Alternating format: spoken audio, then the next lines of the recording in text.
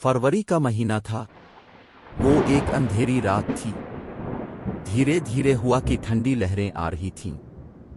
आसमान पर बिजली चमक रही थी। महिंदर चाचा अपने घर से दूर अपने खेत में एक चारपाई पर सो रहे थे। उसका खेत गांव के तालाब के पास था। बारिश की वजह से पूरा तालाब भर गया और खेत में घास बहुत ज्यादा थी। इसकी वजह से ये सब अंधेरे में ज्यादा खौफनाक लग रहा था। इस तालाब के किनारे आम के 6-7 बड़े दरख्त थे। आम के दरख्त की शाखों की आवाज भी काफी डरावनी लग रही थी। अचानक खेत में बंधी भैंसों ने शोर मचाना शुरू कर दिया। महिंदर चाचा समझ नहीं पा रहा था कि भैंस ऐसा क्यों कर रही है। उनका ख्याल था कि शायद भैंस सर्दी की वजह से ऐसा कर रही है। इसलिए महिंदर चाचा के खेत में एक चिमनी जलाई गई। इस चिमनी की रोशनी में महिंदर चाचा की नजर उसकी चारपाई पर पड़ी। उसने देखा कि एक औरत उसकी चारपाई पर बैठी है। ये देखकर इसका जिस्म कांपने लगा। इसी लम्हे आसमान पर बिजली की एक जोरदार चमक थी। अगरचे महिंदर चाचा बहादुर था, लेकिन आज वो भी खौफ महसूस कर रहा था। इसी वक्त चचा ने आग में कुछ घास डालकर आग बढ़ा दी, जिससे औरत साफ नजर आ रही थी। महिंदर चाचा ने चलाया, कौन है? लेकिन सामने से कोई जवाब नहीं आया। इसलिए चचा हैरान थे। इसके जहन में कोई नई बात आई। चचा उठ खड़े हुए। इसीलिए महिंदर काका ने सोचा कि अब डरने से कुछ नहीं होगा, मुझे हिम्मत से काम लेना पड़ेगा, क्योंकि जो डर जाए वो मुर्दा समझा जाता है। चचा ने एक बड़ी छड़ी हाथ में ली और बोले, तुम कौन हो? तुम्हें क्या लगता है कि मैं तुमसे डरता हूं? लेकिन सच ये था कि अंदर से चचा खौफ से पूरी तरह कांप रहे थे।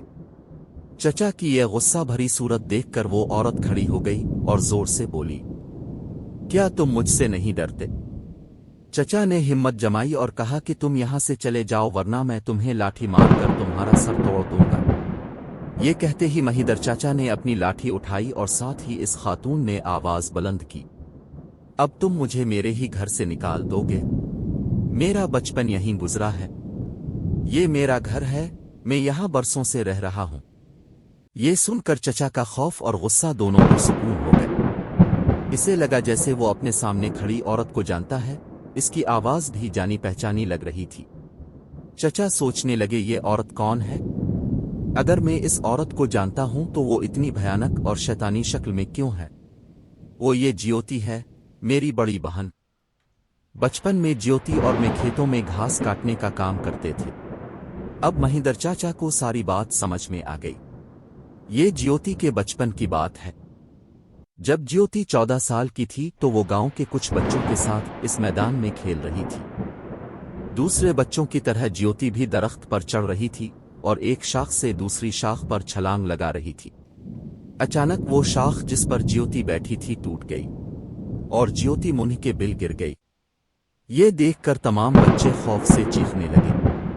बच्चों की चीखें सुनकर बुजुर्ग वहां पहुंचे और ज्योति को उठाकर अस्पताल ले गए, लेकिन तब तक बहुत देर हो चुकी थी।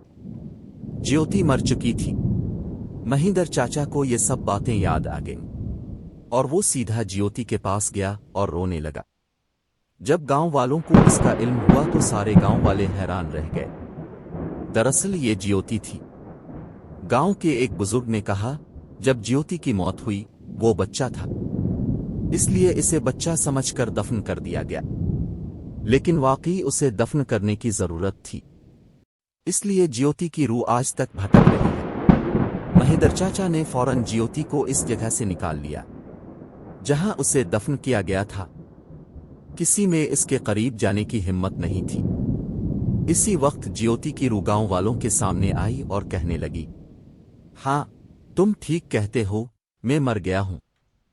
तुम लोगों को मुझसे डरने की जरूरत नहीं। मैं आज भी इसी गांव की बेटी हूं, लेकिन आज मैं अब तक भटक रहा हूं, मुझे आजाद कर दो। बाद में महिंदर चाचा ने ज्योति की लाश की आखिरी रसूमात अदा की और उसकी रूह को सुकून बख्शा। आप लोगों को ये कहानी कैसी लगी